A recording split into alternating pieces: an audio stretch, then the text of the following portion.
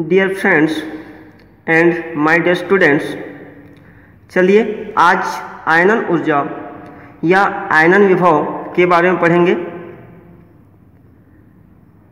तो आयनन ऊर्जा को परिभाषित किस प्रकार से किया जाए, चलिए देखते हैं।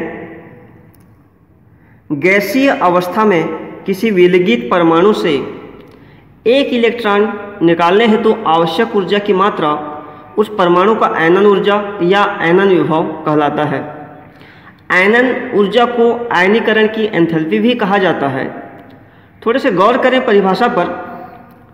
तो गैसीय अवस्था में किसी विलगित परमाणु से तात्पर्य यह है कि परमाणु को हमको गैसीय अवस्था में लेना है। अगर ठोस या द्रव अवस्था में होगा तो ठोस या द्रव अवस्था से गैस अवस्था में लाने के लिए भी ऊर्जा की खपत होगी। तो गैसीय अवस्था में होना चाहिए। गैसीय अवस्था में किसी विलगित परमाणु से, विलगित परमाणु का तात्पर्य है आइसोलेटेड एटम, मतलब पृथक्कृत किया गया परमाणु से। गैसीय अवस्था में किसी विलगित परमाणु से एक इलेक्ट्रॉन बाहर निकालने के लिए आवश्यक ऊर्जा की मात्रा। हम जानते हैं परमाणु विद्युतीय उदासीन होता है, विद्युतीय रूप से परमाणु उदासीन होता है।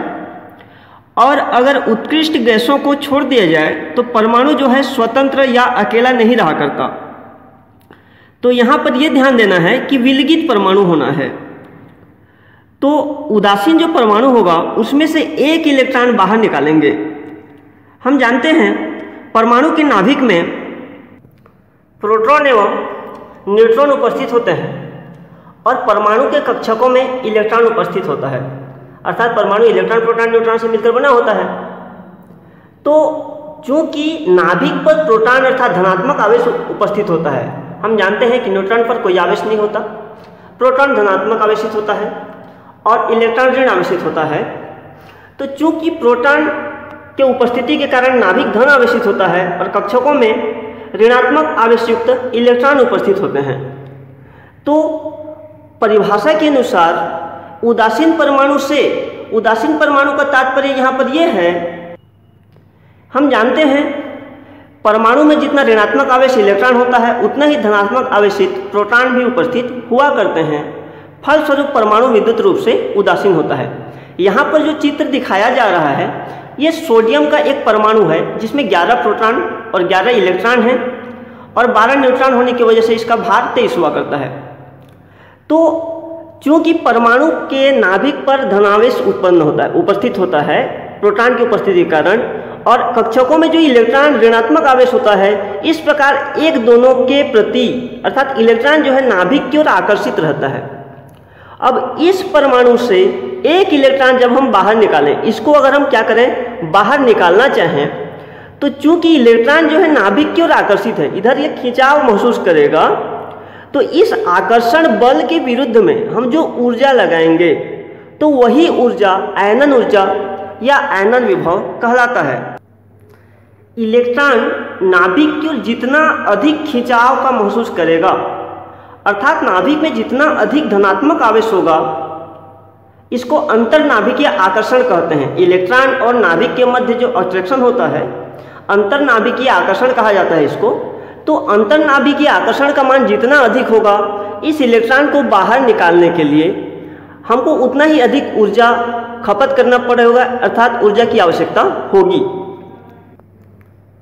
आयनन ऊर्जा को IE आयोनाइजेशन एनर्जी इस संकेत से प्रदर्शित किया जाता है और इसका इकाई होता है किलो जूल प्रति मोल। आयनन ऊर्जा को ही आयनन विभव या आयनीकरण एंथैल्पी कहा जाता है। एक बार इसके परिभाषा को देखते हैं।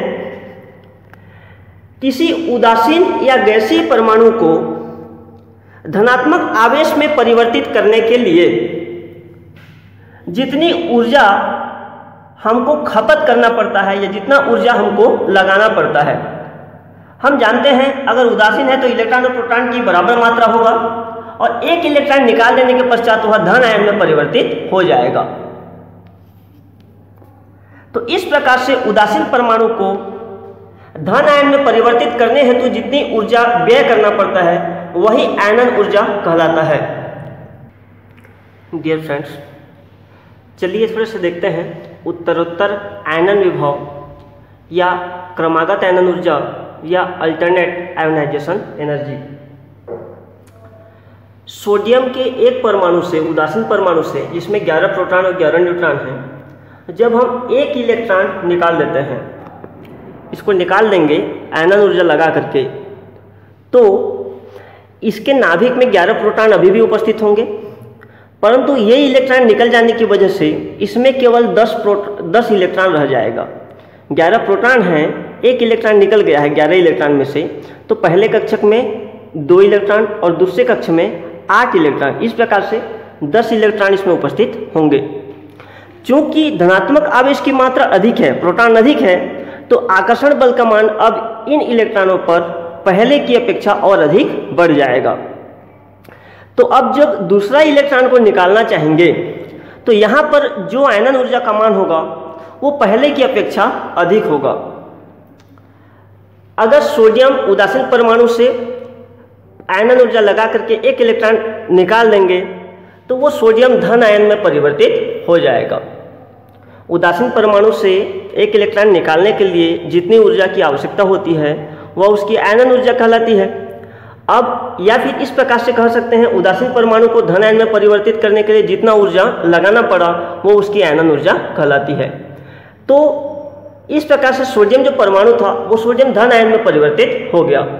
अब सोडियम एक धन आयन उपस्थित है, उसमें से अगर हम एक और इलेक्ट्रॉन निकालना चाहें तो उसमें ऊर्जा की और अधिक मात्रा आवश्यकता होगी। जैसे कि इसके पहले वर्णन किया था मैं, इलेक्ट्रॉन की मात्रा कम हो जाएगा और प्रोटॉन चूंकि अधिक है तो अंतर्नाभिक के आकर्षण का मान और अधिक बढ़ जाएगा। इसलिए यहाँ पर जो ऊर्जा लगाना पड़ेगा उसको 2 धन आयन में परिवर्तित करने के लिए उसको द्वितीय आयनन ऊर्जा कहते हैं। इस प्रकार तीसरे इलेक्ट्रॉन को निकालने के लिए जो ऊर्जा लगाना पड़ता है उसको तृतीय आयनन ऊर्जा कहेंगे। चूंकि पहले इलेक्ट्रॉन को निकालने के लिए आकर्षण बल का मान अपेक्षाकृत कम होगा, उसको IE1 में प्रदर्शित करते हैं। दूसरा इलेक्ट्रॉन निकालने के लिए आकर्षण बल का मान बढ़ जाएगा, क्योंकि प्रोटॉन की संख्या अधिक है, इलेक्ट्रॉन की संख्या कम हो गया है, तो यहाँ पर जो ऊर्जा लगाना पड़ेगा उसको द्वितीय आयनन ऊर्जा कहते हैं और इसके मान प्रथम आयनन ऊर्जा से अधिक होता है। इसी प्रकार क्रम से तृतीय आयनन ऊर्जा का मान और अधिक होगा, क्योंकि धनात्मक आवेश तो कम नहीं हुआ है और इलेक्ट्रॉन निकल जाने की वजह से इलेक्ट्रॉन की संख्या कम हो गया और आकर्षण बल का मान बढ़ता जाएगा। इस प्रकार उत्तरोत्तर आयनन विभव का मान या आयनन ऊर्जा का मान बढ़ता जाता है।